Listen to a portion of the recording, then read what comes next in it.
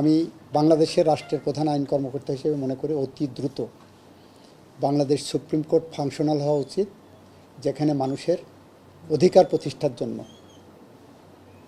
সর্বোচ্চ ব্যবস্থা গ্রহণ করা হবে, যেখানে মানুষের বিরুদ্ধে আর কোনো খুন গুম হবে না, যেখানে মানুষের আর রক্ত ঝরবে না, যেখানে আর কোনো মুগ্ধ বা আবু সাইদকে নিয়ে আমাদের পোস্টার করতে হবে না, যেখানে বাংলাদেশের ফায়াজকে নিয়ে পোস্টার করতে হবে না, নিরীহ কেউ যেখানে মারা যাবেন না।